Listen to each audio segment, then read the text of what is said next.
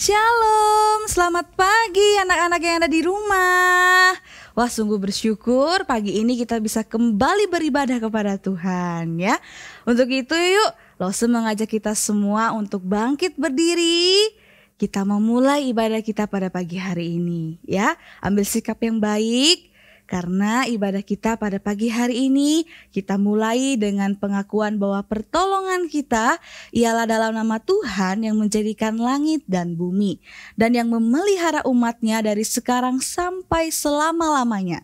Turunlah atas kita sekalian kasih, anugerah dan damai sejahtera dari Allah Bapa, Allah Putra dan Allah Roh Kudus. Amin. Saat ini kita memulai ibadah kita dengan doa ya. Yuk semua ambil sikap doa yang baik, lipat tangannya, tutup matanya dan tundukkan kepalanya, kita mau berdoa. Tuhan Yesus, terima kasih.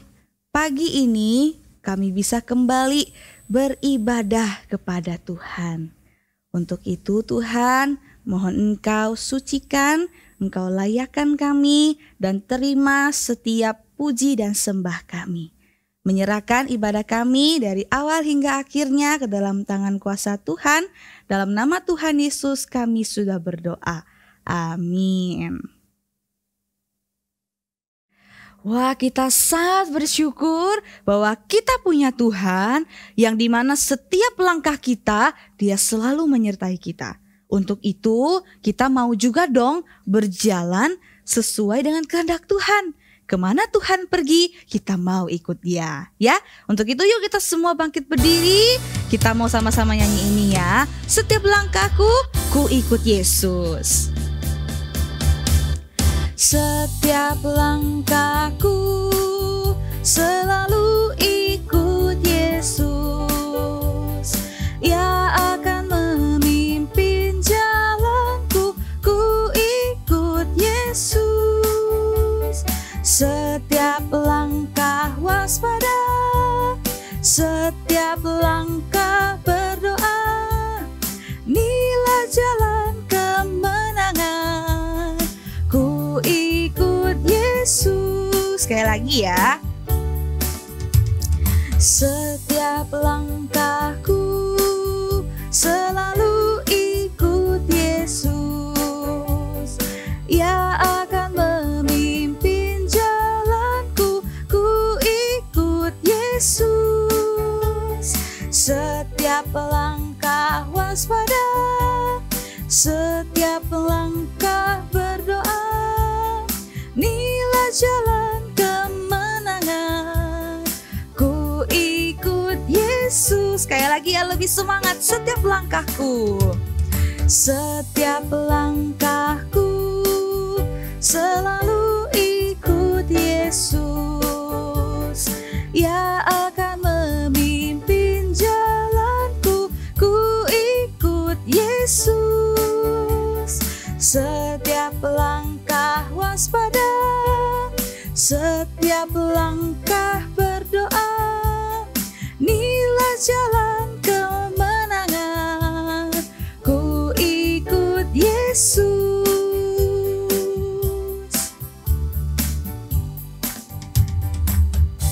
Silakan duduk kembali. Sebagai anak Tuhan yang baik, kita tentu rindu untuk hari demi hari kita dapat dikuasai oleh firman Tuhan. Untuk itu sebentar lagi kita mau dengar firman Tuhan nih. Tapi kita persiapkan diri kita dulu ya. Kita sama-sama nyanyikan pujian ini, baca kitab suci doa tiap hari.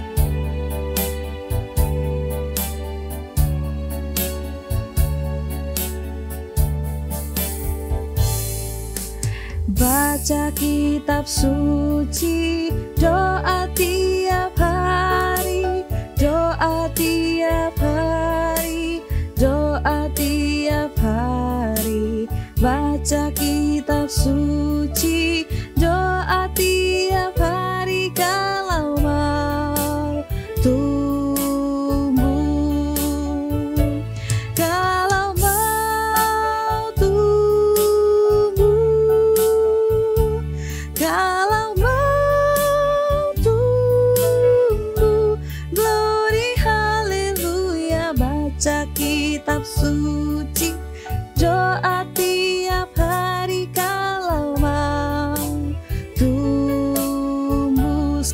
Mari baca kitab suci. Baca kitab suci, doa tiap hari, doa tiap hari, doa tiap hari. Baca kitab suci, doa tiap hari kalau mau tunggu. Kalau mau tunggu, kalau mau tunggu, glory haleluya. Baca kitab suci, doa tiap hari kalau mau tunggu. Selamat mendengarkan cerita firman Tuhan. Halo adik-adik, selamat hari Minggu. Perkenalkan, saya Lause Christina Teguh yang akan membawakan firman Tuhan hari ini. Nah, sebelum kita mendengarkan firman, mari kita mau bersama-sama berdoa ya. Mari kita berdoa. Selamat pagi Tuhan. Terima kasih Tuhan karena hari ini kami boleh bersama-sama beribadah dan sebentar lagi kami akan mendengarkan firman-Mu. Tolong Tuhan bantu setiap kami, bantu kami agar kami boleh duduk dengan tenang, agar kami boleh memahami firman Tuhan. Di dalam nama Tuhan Yesus kami berdoa. Amin.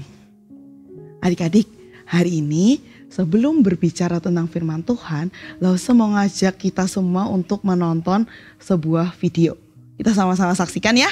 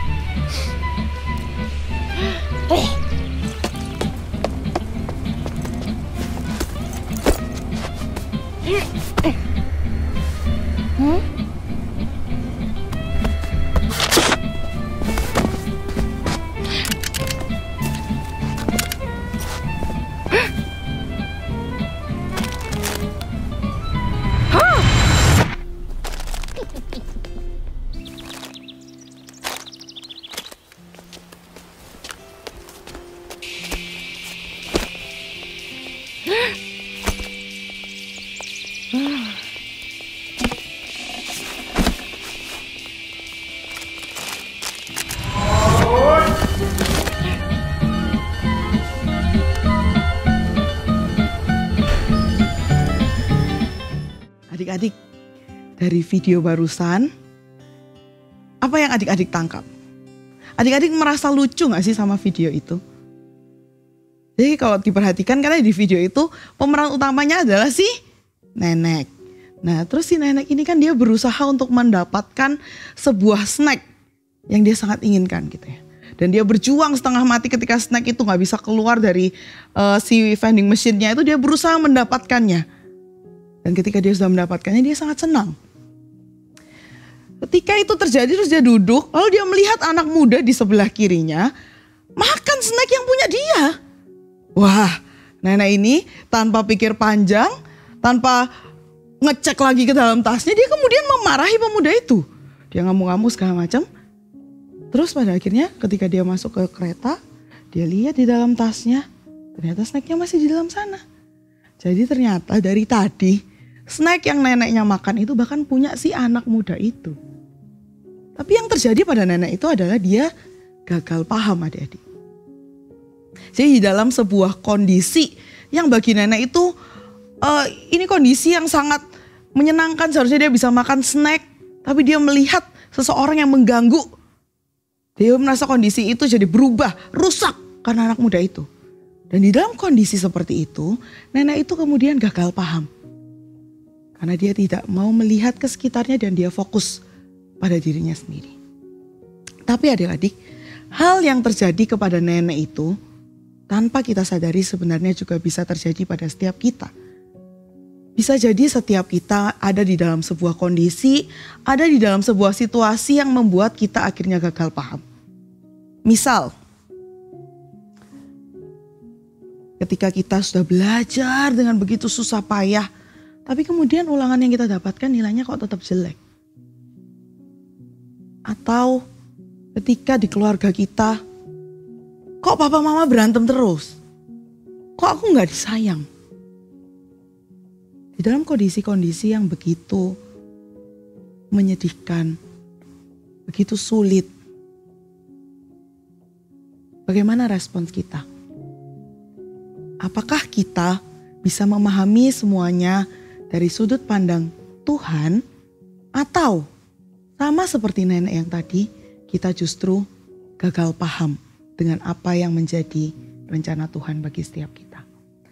Tapi hari ini kita mau sama-sama belajar dari Alkitab, seorang tokoh yang di dalam hidupnya dia benar-benar peka, benar-benar paham apa yang menjadi rencana Allah bagi hidupnya. Dan tokoh itu adalah Yusuf. Tentu kita semua tahu ya Yusuf. Dan hari ini Lause mau ngajak kita sama-sama membuka dari Kejadian 37. Sebenarnya cerita Yusuf ini kan panjang sekali ya di dalam Alkitab. Dan hari ini kita mau fokus di Kejadian 37, 39 sampai 41 gitu. Kalau teman-teman punya waktu baca, nanti boleh baca di rumah ya. Tapi hari ini Lause hanya akan bacakan dari beberapa ayat saja. Dari 37 ayatnya yang ketiga dan keempat. Israel, itu papanya Yusuf ya. Israel lebih mengasihi Yusuf daripada semua anaknya yang lain. Sebab Yusuflah anaknya yang lahir pada masa tuanya. Ia menyuruh membuat jubah yang sangat indah bagi dia. Ketika saudara-saudaranya melihat bahwa ayah mereka lebih mengasihi Yusuf daripada semua saudaranya, mereka pun membencinya dan tidak dapat lagi berbicara baik-baik kepadanya. Di ayatnya yang ke-18, dari jauh mereka, saudara-saudara Yusuf, melihat Yusuf. Namun sebelum ia dekat pada mereka, mereka telah bersekongkol untuk membunuhnya. Adik-adik, kita tahu ya di dalam Alkitab bahwa Yusuf ini anaknya Yakub. Dan Yusuf punya banyak sekali saudara. Semuanya koko-kokonya gitu ya. Dia 12 bersaudara. Tapi di antara 12 bersaudara ini, dia yang paling bungsu, dia yang paling disayang sama papanya.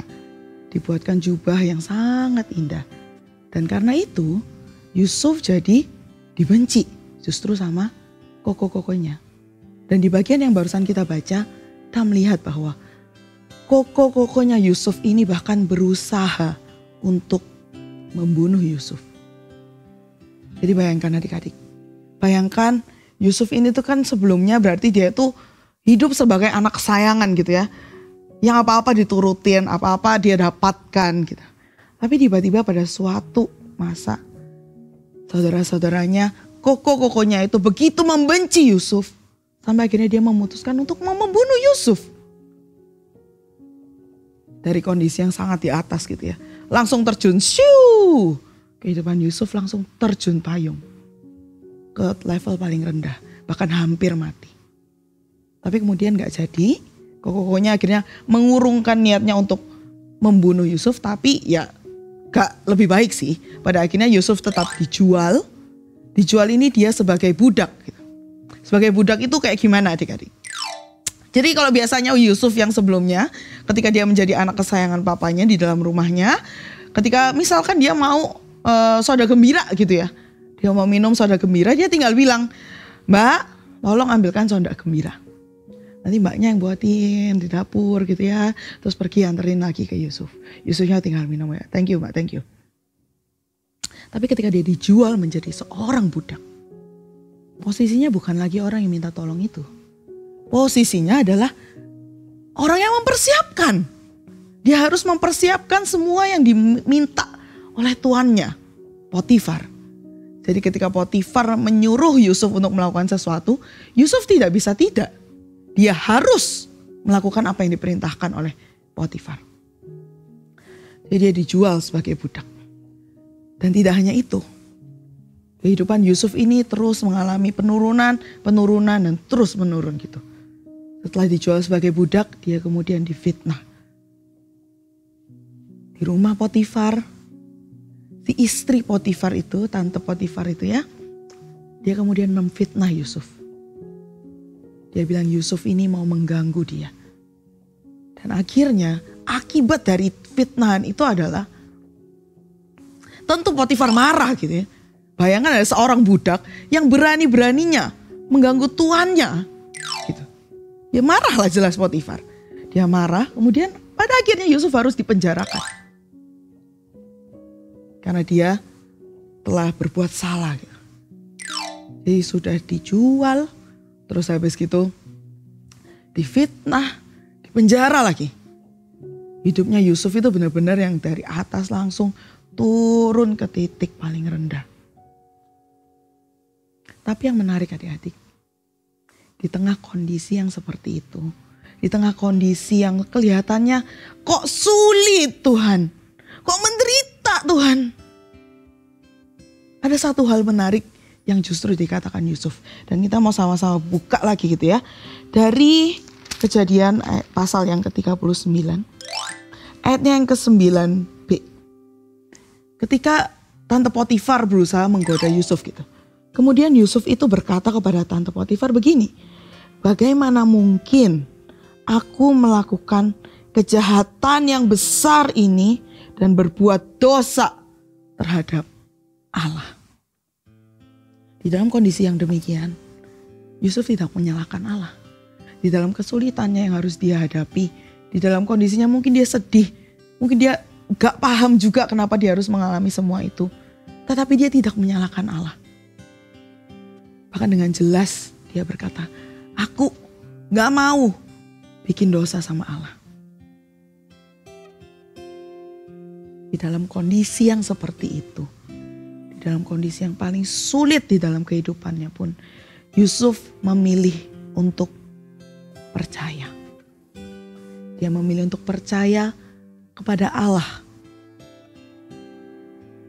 Kenapa? Karena dia kenal siapa Allahnya. Dia tahu siapa Tuhan yang dia sembah.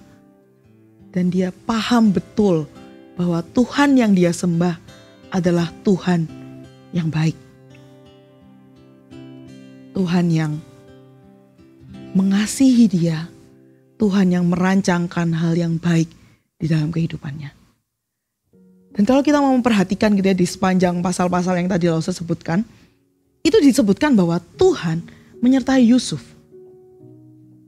Ketika Yusuf mau dibunuh Tuhan menggagalkan, akhirnya dijual. Di dalam rumah Potifar, Tuhan menyertai dia sehingga dia dipercaya. Bahkan di dalam penjara pun Tuhan menyertai dia sehingga dia percaya mengurus semua tahanan. Dan pada akhirnya, akhir dari pasal 41 diceritakan bahwa Yusuf dipercaya oleh Firaun. Dipercayakan istana, dipercayakan rakyatnya. Karena apa? Karena Firaun melihat bahwa roh Allah tinggal di dalam Yusuf. Tuhan itu Tuhan yang baik, adik-adik. Tuhan itu adalah Tuhan yang mengasihi setiap kita. Dan Tuhannya yang diceritakan di dalam kisah Yusuf ini juga Tuhan yang sama dengan Tuhan kita. Tuhan yang sama yang akan terus beserta dengan kita di tengah kesulitan seperti apapun. Jadi ketika sekarang kita menghadapi kesulitan, mari kita mau belajar gitu ya. Kita mau belajar kayak Yusuf. Kita mau belajar, kita tuh percaya Tuhan ini tuh Tuhan yang baik. Tuhan yang sedang merencanakan sesuatu yang baik. Mungkin sekarang kita belum bisa lihat gitu rencananya Tuhan itu apa. Mungkin sekarang kita bingung. Mungkin sekarang kita bertanya-tanya, kenapa kok aku susah di sekolah? Kenapa aku harus ngerjain tugas, harus ulangan susah? Kenapa aku harus dibully di sekolah? Kenapa aku harus ketemu teman-teman yang mencekno? Kenapa orang tua aku gak akur? Kenapa aku gak disayang di rumah? Mungkin kita mempertanyakan hal-hal itu. Tapi adik-adik kita perlu ingat gitu. Dalam kondisi apapun, Tuhan yang baik itu sedang berada di samping kita, menjaga kita, dan sedang merencanakan sebuah kisah hidup yang indah bagi setiap kita. Jadi mari, Lose mau ngajak kita untuk belajar percaya. Walaupun gak mudah, tapi mari kita belajar untuk percaya sama Tuhan. Cara paling sederhana seperti apa? Mari kita mau mulai belajar bersyukur. Untuk hal-hal kecil di dalam hidup kita, mari kita belajar bersyukur. Dan dari sana kita akan bisa melihat Tuhan itu adalah Tuhan yang baik dan terus beserta dengan kita. Nah adik-adik, sekarang sebelum menutup cerita hari ini, mari kita mau bersama-sama menghafalkan satu ayat dari Roma 8 ayat yang ke-28. Langsung bacakan ya, Roma 8 ayat 28. Kita tahu sekarang bahwa Allah turut bekerja dalam segala sesuatu untuk mendatangkan kebaikan bagi mereka yang mengasihi Dia, yaitu bagi mereka yang terpanggil sesuai dengan rencana Allah. Sekali lagi ya, kita mau coba hafalkan ayat ini ya. Kita baca bersama-sama Roma 8 ayat yang ke-28. Kita tahu sekarang bahwa Allah turut bekerja dalam segala sesuatu untuk mendatangkan kebaikan bagi mereka yang mengasihi Dia, yaitu bagi mereka yang terpanggil sesuai dengan rencana Allah. Ya, mari sama-sama kita tundukkan kepala, kita berdoa. Tuhan Yesus, terima kasih untuk firman yang baru saja kami dengar. Terima kasih kalau sekali lagi kami diingatkan bahwa Engkau adalah Tuhan yang baik, Tuhan yang setia, Tuhan yang selalu merancangkan hal yang baik bagi setiap kami. Ajar kami Tuhan untuk mau percaya, ajar kami untuk percaya di dalam kondisi apapun, di dalam kesulitan, di dalam masa-masa senang, kami mau belajar percaya terus sama Tuhan Yesus. Terima kasih ya Tuhan. Di dalam nama Tuhan Yesus kami telah berdoa. Amin. Persembahan kami pada hari ini, kiranya Tuhan terimalah dengan senang hati. Mari adik-adik, kita memberikan persembahan yang terbaik untuk Tuhan. Adik-adik bisa lakukan dengan dua cara ya. Yang pertama dengan cara transfer ke rekening GKA Gloria Pacar. Atau yang kedua, adik-adik bisa scan kris berikut ini.